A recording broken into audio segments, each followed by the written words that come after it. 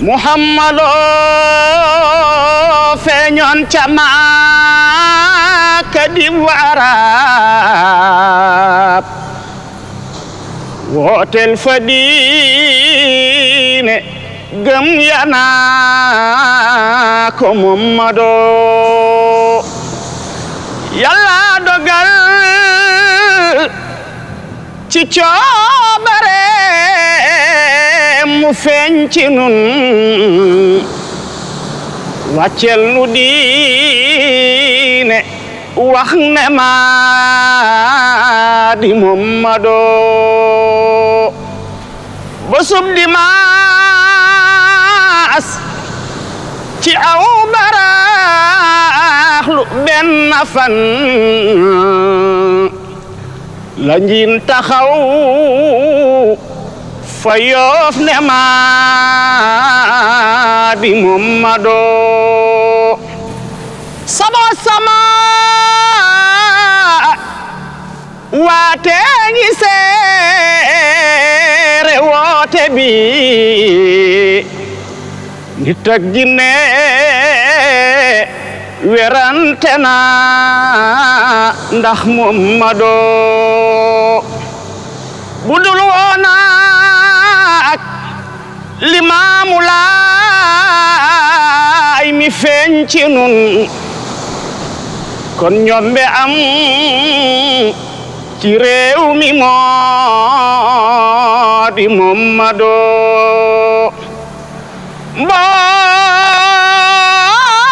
mboolem rijaalu Laay xam nañ martabam Yàlla nga leen tëbboon ca leeri Muhammadu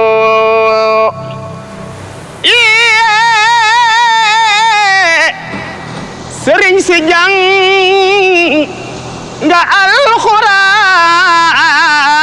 ba attewoo te dellu bañ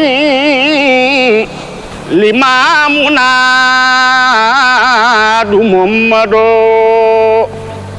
bu ngeen xamul te laaju leen ba weddi njiin ëllëg du jaas Limaamu moo di Muhammadu jégim siraat du jaas tawet di ab yonen danay waral ñàkkum ramoom fa Muhammadu basub keroog ña weddi woon yonenta ya nga tiit di jooy di reccu lool fa Muhammadu Seydina Limaamu Laay jar naa way Baay Laay moo yonen bi bésub keroog ña weddi woon Limaamu Laay nga tiit di jooy di reccu lool fa Muhammadu giñ naa ci Yàlla mi boroom billaay wallaay tallaay maam Limaamu moo di Muhammadu wat naa ci Yàlla mi